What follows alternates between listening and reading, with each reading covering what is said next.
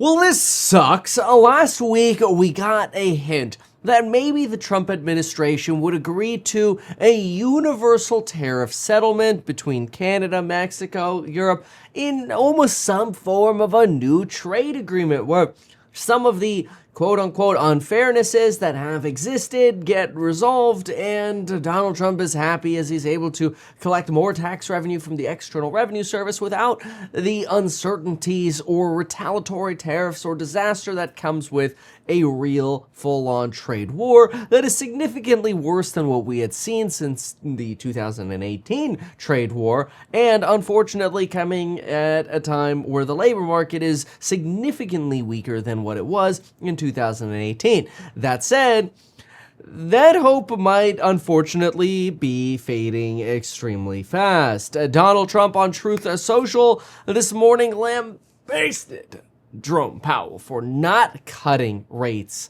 and helping transition the United States through this move towards the External Revenue Service, essentially. Donald Trump on Truth Social saying the following: the Fed would be much better off cutting rates as U.S. tariffs, capitalizing tariffs now, by the way, it's a proper noun, to start transition, ease their way into the economy. Do the right thing. April 2nd is Liberation Day in America. Okay, first of all, I thought Inauguration Day was Liberation Day, so I think we're going to have a lot of Liberation Days from Donald Trump, but that's okay.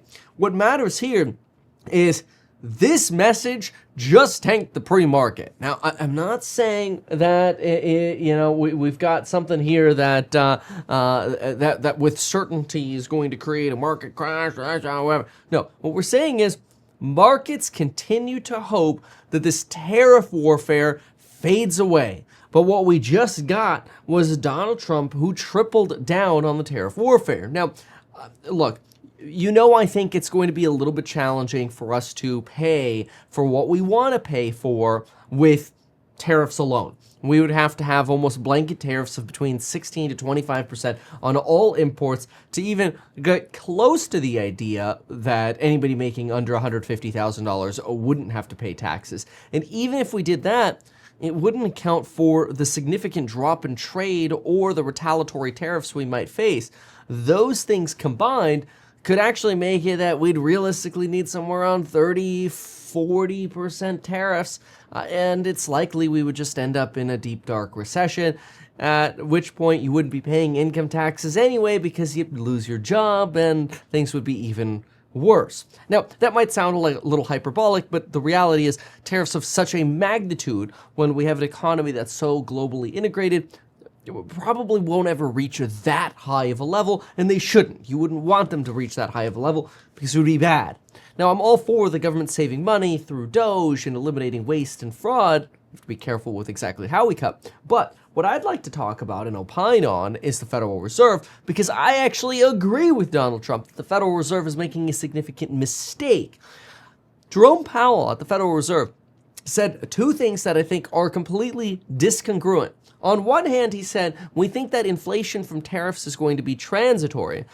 And on the other hand, he said, data is starting to worsen. The soft data is starting to worsen, and that could trickle over into the hard data, but it has not yet. Okay, soft data is sort of sentiment, surveys, confidence, expectations. Hard data is, oh my gosh, orders are down. All right.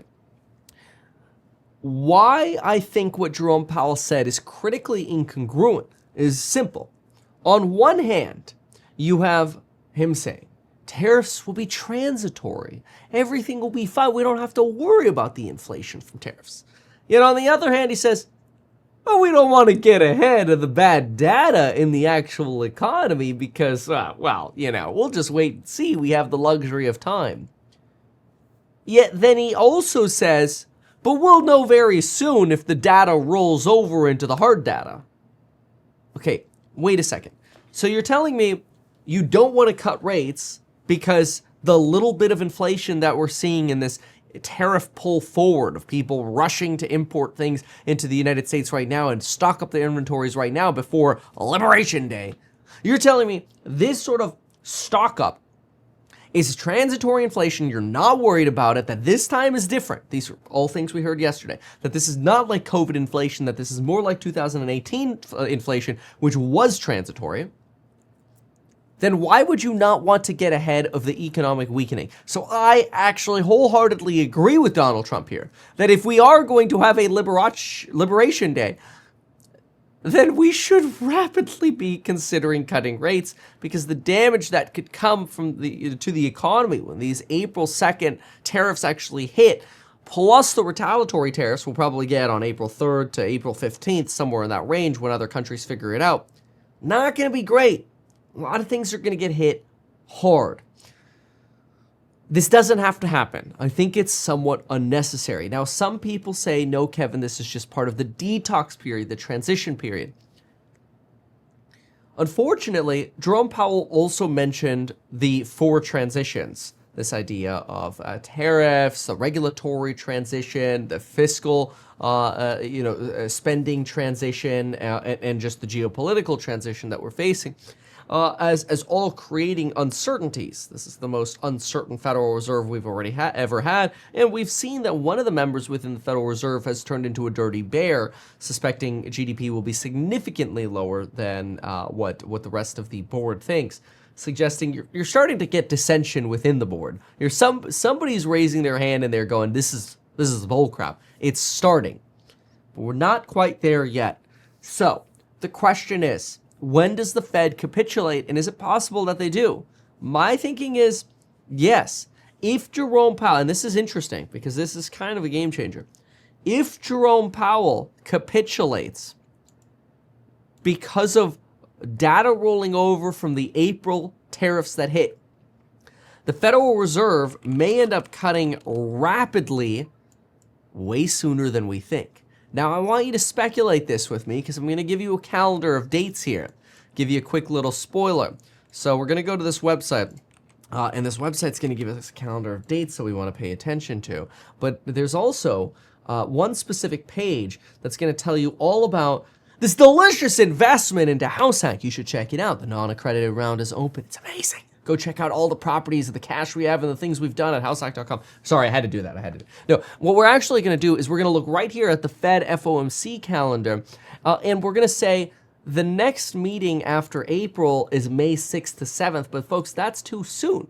You're barely going to have your data by May 6th to 7th of what April tariffs did. Right here, baby, with the new summary of economic projections, June 17th to June 18th, I think Donald Trump's tariffs could put the Fed into a serious tizzy and panic by June.